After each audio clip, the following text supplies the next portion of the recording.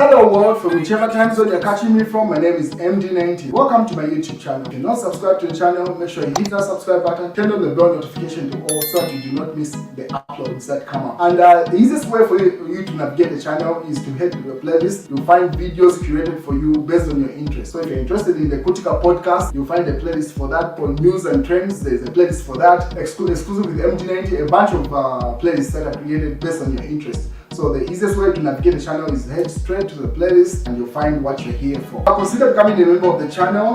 Right next to the subscribe button is the join button. You click on the join button so that you can become a member of the channel. You support the team on the production and a number of things that we're doing here, and we appreciate that. Well, there's been a new twist with regard to the lawsuit that was presented in South African court by the Attorney General of Zambia.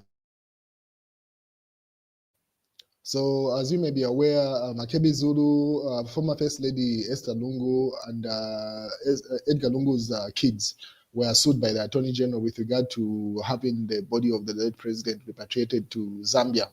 And since then, it emerged, should have been later on last week, to say the South African government has also sued through the Ministry of what we would call Foreign Affairs here in Zambia. And a new twist has emerged as of today, right now. So Mao Samba weighed in, say, suing South African government in South Africa over Edgar Chakalungu burial. Despite the dispute, they are not part of another diplomatic cook-up of the year. As Kakwepe wrote, Zambia to Aseva now. So that was Mao Samba weighing in. What he was referring to is this. So the lawsuit has been published by Emmanuel Mwamba, the details of it. So he says, Edgar Chakalungu's lawsuit update. Government abandons lawsuit against South African government. So meaning the Zambian government through the Attorney General has abandoned the suit against the South African government through that ministry. So government has abandoned the legal suit to join the Ministry of International Relations and Cooperation to the suit of the Attorney General against the family of Zambia's 60th President Edgar Chakalungu. So Mao Samba is suing South African government over Edgar Chakalungu's body in order to withdraw. To withdraw the case within a week. So he's just laughing at that. So these are the details. So as you may be aware, Esther Lungu, Betha Lungu, Tasila Lungu, Dalisa Lungu, Chiesa Lungu, Charles Piri, Makebi Zulu, and the morgue were the people that were sued. And then they also included the Ministry of International Relations. As you may see there, the Ministry of International Relations and Cooperation. So that was the 9th respondent. And those are the ones that the Attorney General has requested that be removed from the lawsuit. So they signed off there based off that. So obviously other media platforms have picked up the story. So Kabesha removes South African Ministry over repatriation lawsuit. So that's the Attorney General of Zambia, the one that has sued the Lungu family. That also included the Ministry of International Relations. So the details are, the Zambian government has removed South African Ministry of International Relations and Cooperations. As respondent in the matter, it had sued the late President Lungu's family over the repatriation of former President's mortal remains. Attorney General Mulilo Kabesha,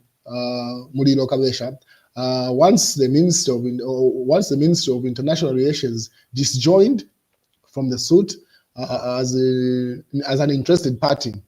This is in accordance to a notice of amendment filed in Pretoria High Court yesterday.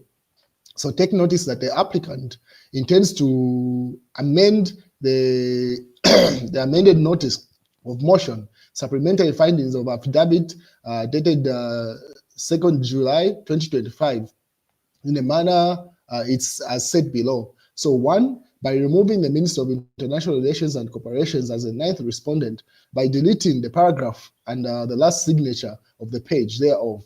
And then 2nd, by deleting the paragraph and the applicant's supplementary findings affidavit and notice as part 2. The paragraphs are be removed as read as follows. So the 9th respondent is the Minister of International Relations, being the cabinet minister who is entrusted with the formulation and promotion of and execution of South Africa's foreign policy, and assumes the overall responsibility for all aspects of South Africa's international relations. In consultation with the President of South Africa, the Republic of South Africa, read as notice. So the ninth respondent principle, place of business, is at Ora Tambo building. They put out the date there, so it says no relief is sought against the ninth respondent who is cited therein, only to the extent that he has an interested party of the outcome application. So those are the details. Pretty much Zambia has dropped the Ministry of International Relations there. So people are just responding differently to this, saying President Hakainde Hichilema, the best is to heed just a single advice from me, disdain before him. I would advise that, sir, just pull out the whole issue and leave the Lungu family totally alone to do as they please with the remains of 6th President Edgar Chagwa Lungu. This is according to Collins Kayuba. He says he was just responding to that. So people are like, what an embarrassment there. So different people weighing in on that issue.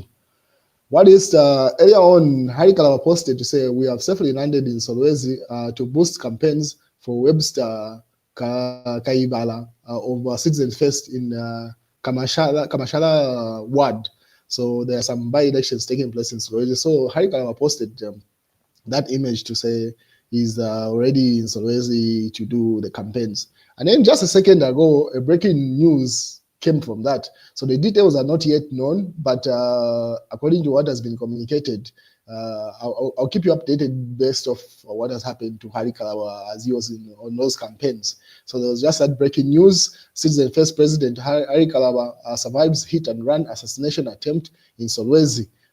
Credit to KBN TV. So they do not give details if he was actually hit or it was someone near him. So all those details are yet to come. This was just posted like 9 minutes ago.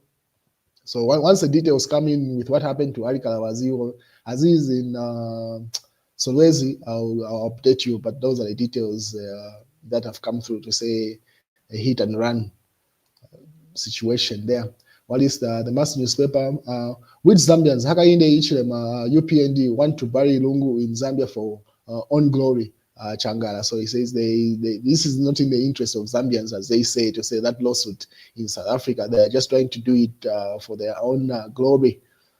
And then Daily Nation says, let's preserve unity, Hakainde Hichilema. So in one of the statements that the president had put up, during this holiday period, he says let us preserve unity. And then the Money Daily, and then Real Times, and then only squeaky clean gold. So Bank of Zambia clarifies the conditions for buying gold ethically. So it says the Bank of Zambia will not buy any gold from illegal miners, pretty much there. And then the news digger says UPND cannot get 50+1 PF. We can easily campaign and win in 6 months. So the Patriotic Front says they are very confident of campaigning and winning as we head into the elections next year. And they're pretty sure that the UPND will not be able to garner the 50+1 for a presidency. Otherwise, I'll keep you posted as the news develops. That's the news, ladies and gentlemen.